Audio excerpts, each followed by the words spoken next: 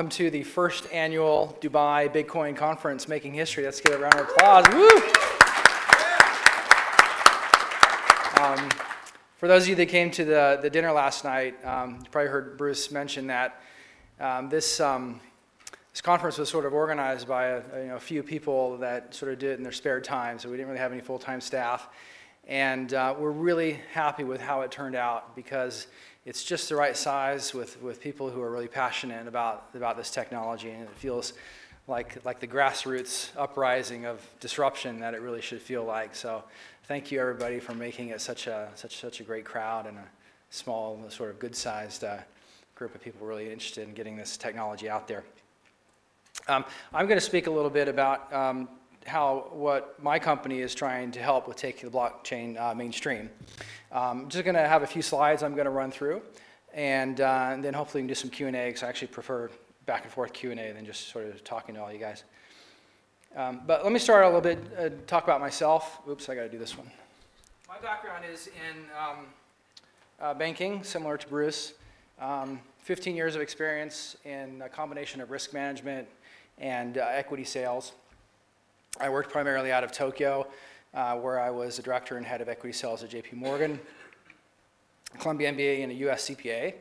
And that's sort of my pre-Bitcoin life, where I guess I would say my life on the dark side, and now I'm trying to save my soul. And then I discovered the disruption of the blockchain. Everything changed since then. I'm helping with Bruce to found the Bitcoin Association. I'm also a founding member of the Nicaragua Bitcoin Foundation. Spent some time living there last year. And I'm the CFO and co-founder of Ribbit.me. So my introduction to Bitcoin really was kind of, I don't know, I can't say late anymore. It was about 2 years ago. But when I was working in the banking system, the last few years or so I was there, it became quite apparent to me, particularly after the great financial crisis, how really broken that the system is, all the way down to the core. And I could not look myself in the face and personally profit from being a part of such a system that takes advantage of so many people on Earth for the benefit of a very, very tiny number of people. And so, not knowing much about Bitcoin yet, I walked away from that, trying to figure out how we can build a new system that's fair to everybody, regardless of who you are. My background's not in technology, so I didn't understand anything about miners or hashing or blockchains, and it's all very intimidating. But once I had the time to learn a little bit about what Bitcoin was as a currency, and then more importantly, what Bitcoin is as a distributed ledger, then I realized that everything's going to change. And I sort of think about it as that moment in the Matrix where you pull the cord out of the back of Neo's head and he wakes up. That's exactly how it felt to me when I realized how we can eliminate fraud and counterfeiting of pretty much any kind of digital data. So I'm dedicating my life to that. And just real quickly here, for people who don't know what the blockchain is, because I remember the first conference I went to down in Buenos Aires about a year ago, everybody was saying all kinds of crazy advanced stuff, and I couldn't understand most of what they were talking about. So as a guy who started out not knowing hardly anything, and please be patient with me for everyone else here who knows all this, just basics of what a blockchain is, right? So, oh, I got to change this, sorry. So, you can explain it in a very technical, complicated way, and luckily I'm not a technician, so I can't do that. So I have to explain it in a very simple way. And from my observation, the blockchain is simply a transparent ledger of data that's agreed upon by consensus. And that's pretty much it. You can put currency in there, like Bitcoin, and the data is held by every node in the network that's of equal importance, and that way no node in that network can change any of the data. And that's why we don't have to trust anyone anymore to hold our information. There's no single point of failure, which is a very important part of it. There's no central bank that we have to trust, and you could take out almost all of the nodes at one point in time, and the remaining ones can carry on just fine, which makes it very attractive because it makes it indestructible. and there is no taking it away. It's out there, and it is not going to be stopped. There are a lot of benefits of blockchain technology.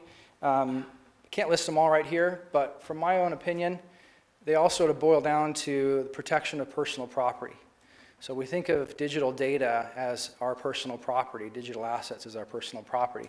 Things like our currency, it's debased by central banks. Real estate deeds, the governments can confiscate our land against our will. Election voting fraud, they can flip our votes against our will. These are all examples of our personal property. And the blockchain, by allowing us to distribute this data across this network agreed upon by consensus, allows us to protect that. And what that does is that empowers the individual, regardless of where you come from, what your race is, what your religion is. Everyone is equally empowered by the blockchain. It doesn't discriminate. So there are a lot of challenges to mainstream adoption, and there's a lot more than what I put on here. I specifically avoided things like regulation and government because that's not really what we do at my company. But what we've done is we want to get the blockchain into the hands of everyone.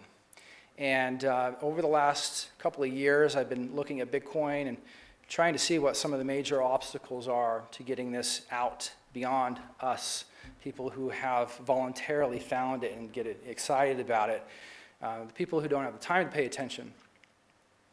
And these are some of the ones that we're trying to address. It's intimidating technology. So people with a computer science background, they don't understand this, but for someone like myself who comes from banking, it's incredibly intimidating to have to think about things like blockchains and C++ and all these things don't make any sense to people. And that turns them off immediately when you talk about miners or even just use the word crypto. People don't like to change their behavior at all. They're in their habits. They like their dollars, even though they hate their Federal Reserve, and they don't hate it enough to actually not use their dollar debit card. Merchants are reluctant to accept Bitcoin. Now, we have great companies like BitPay, with Tony Gallipi, and Moya was here last night, who just signed up Microsoft, which is a fantastic win for Bitcoin acceptance. They're doing a great job of getting merchants to accept it, but there's still a very low penetration rate, and that's going to take a lot of time because you have to educate these merchants on the reasons why they want to take this currency. They have no idea what they're going to do with it. And then finally is how do we continue to encourage competition and innovation? Is the last one that we tried to address. So my attraction to this technology is to break up the monopoly in the money industry. We've had a monopoly in the money industry for over 100 years. It's not serving us well, and we need competition so people can view money as a consumer good, where there's innovation and we purchase it and we are the consumer with the power to choose what currency we want to consume, and they have to compete for our business by providing us innovative products. And I want to see that continue. It would be disappointing if we went from a dollar monopoly to a Bitcoin monopoly, in my opinion, because we would no longer see the innovation that gave the birth to Bitcoin in the first place. So we've put together Ribbit rewards, and you notice there's no coin in the word. It was initially Ribbit coin, but coin is something that, again, the mainstream population doesn't necessarily see as attractive. This is something that perhaps a rewards program, we're trying to make it familiar with them, so they're willing to take it on. So what we've done is we've actually gone into the blockchain and retooled it just a little bit so we can make our own blockchain a rewards program that's based on blockchain technology. And it is a rewards program. It's not a coin, it's not a currency. It has all of the functionality that Bitcoin would have or any of the altcoins, but on top of that, it also has the utility of distributing through the autonomous blockchain across the network by consensus the same way you would distribute coins to miners. It's distributing coins to people who buy and sell things in transactions in any currency. So if you purchase something in any fiat currency on a marketplace, you can earn Ribbit rewards just for doing that transaction. And that's attractive because it doesn't require any change in consumer behavior. In my opinion, this is probably the biggest obstacle that Bitcoin faces, and I think it may take a generational change for Bitcoin to really go beyond the mainstream, because you're asking people to not use their current transactional currency and use Bitcoin in place of that. And anybody who knows marketing knows that changing people's behavior is very, very difficult to do, especially when it comes to money. They've never thought about what money is anyways. So we have sort of gotten around that by allowing people to earn Ribbit rewards, which is a blockchain-based rewards program, by simply doing whatever they're doing right now. So if you go shopping online, wherever you used to shopping, and that merchant is participating in the program, you can buy something with your dollar debit card or your euro debit card, and you immediately, because you've done that transaction, now you've got rewards you've received, you've got a wallet, and you are now an owner of a cryptocurrency. And we've gotten people involved in the blockchain who we would have never otherwise been able to contact. Then a certain percentage of those are going to be curious. What is this? What is a blockchain? And then we can refer to them some resources, and we've promoted the cause of getting the blockchain out into the hands of people.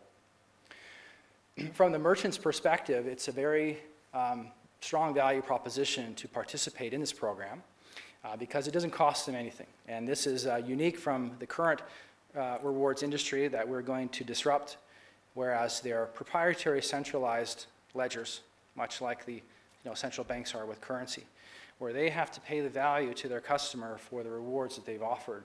Because they have to do that, they also have to report liability on their balance sheet, which reduces their profits immediately for whatever rewards that they've issued out. So their profits go down. With this, it takes it completely off balance sheet. The merchant is not involved at all with either the issuing of the value or even having any say in who gets it. Everybody on our platform gets it. And so their profits go up, and they don't have to pay the value for distributing the coin either, which makes it a very attractive program for any merchant to participate in. The second component of what we've done is what we call marketplace.life. And from our opinion, it's not enough just to build a blockchain where we can get the blockchain into the hands of people who are not really ready for Bitcoin yet. We also want to continue to encourage innovation. Bitcoin is great, but there are some things about Bitcoin that we could debate. Some people in here would debate about we'd like to see different. And I think that having I guess a Bitcoin industry, blockchain technology industry that encourages innovation, that can bring in solutions to that, is very important. So marketplace.life is something that we've built, which is, it's free to use directly peer-to-peer, which makes it attractive versus something like eBay. You can buy and sell new year's goods or donate to service. You can pay for services, or you can donate to charity. But what's most important from this is that you can do a cross-transactional currency. So say that I want to sell like this microphone, and I don't have any interest in any cryptocurrencies at all. I want to receive dollars in my PayPal account. And someone out here has Bitcoin or Litecoin. We built a platform where you can purchase this from me, and through third-party payment processors, that transaction can seamlessly be completed, and I can receive my dollars, and you can pay in any cryptocurrency you want. I can receive any cryptocurrency I want, any combination of those two. And by doing that, the problem that Bitcoin, and to a greater degree all of the altcoins face, is who's going to take it for something that you want to buy? It's a very small number of people. I mean, even a company like BitPay, the merchant isn't actually receiving the Bitcoin. BitPay is converting to dollars for them. So we're doing something similar to that, but for all of these altcoins. So it gives currency utility to Bitcoin and a lot of other altcoins. For the first time, it sort of levels the playing field and opens it up to giving innovation more of an opportunity to thrive where we are. And so we sort of call ourselves the Switzerland of digital currencies because we're the friend of all cryptocurrencies. And unfortunately, you see a lot of infighting between people who love black coin or dark coin or Ripple. There's these sort of zealot groups that they should be working together, but they sort of unfortunately try to sabotage each other, and they don't rally behind the blockchain. We want to eliminate that, and we want to unify everybody with a place where all of these blockchains, all of these metacoins, all of these different protocols are welcome and can be used as currency, and they all can thrive, and we can help them all to grow and hopefully get more innovation and build better blockchains. So just finally here, the 4 stages that we see in terms of growth of our business is we have our airdrops, what we're currently doing, which everybody I encourage you to sign up for. You can sign up today for the, I guess, next few days, and you can get some for free because we're pre-launch. Then after that, you can spend them, you can earn them shopping on marketplace.life immediately back in sometime in January. And then after that, merchants and payment processors will offer it as a reward because it's no cost to themselves. And then finally, once they're offering it, the plan is they're going to start receiving it. That's it. That's my name, Greg Simon, my phone number. Please contact me with any questions or anything that you'd like to talk about. Thank you.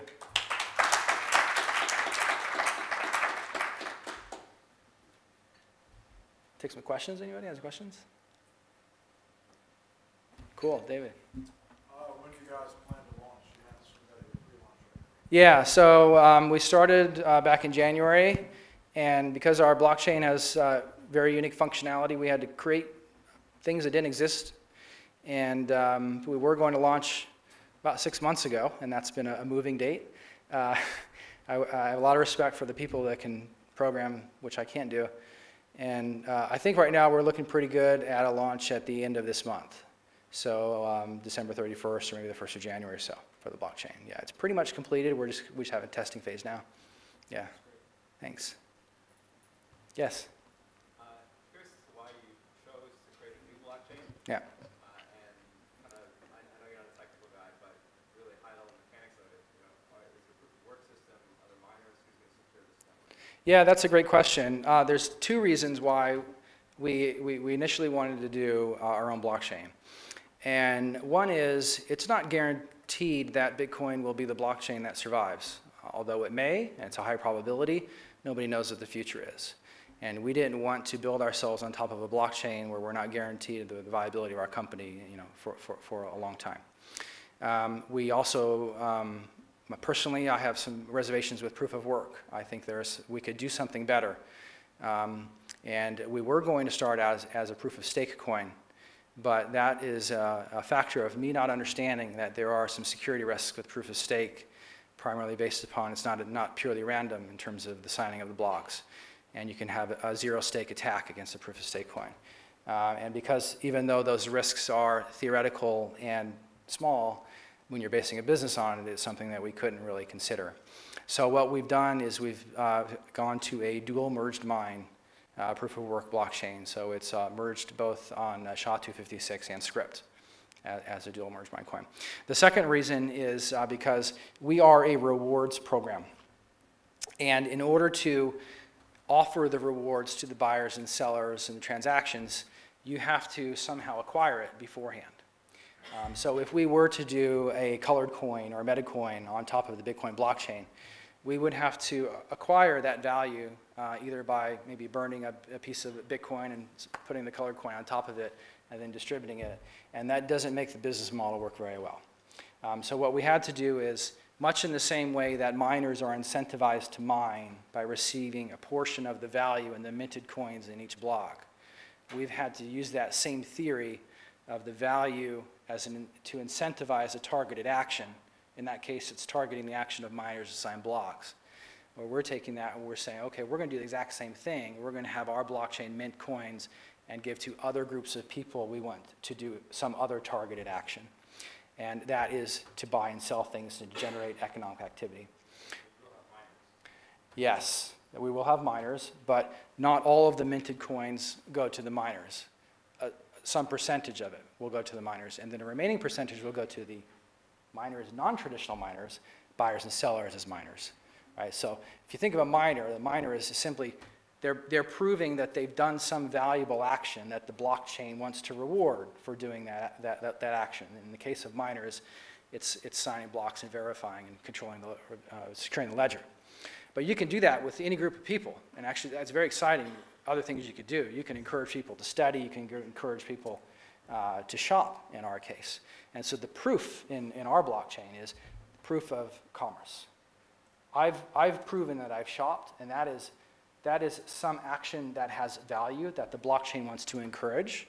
And so the blockchain rewards that by giving you a certain percentage of the minted coins to those groups of people. And you couldn't do that if you use any other blockchain. So we had to sort of go into the guts and redo it. Okay.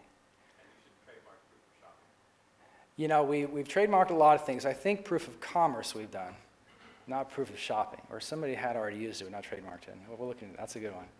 Proof of transactions taken, I think it was, what was the name of that coin? Can't remember. Proof of transaction, and someone else also tried proof of commerce, but not proof of shopping. We'll look into that. Thanks. Any questions? Okay, great. All right, thanks a lot, guys. Appreciate your time.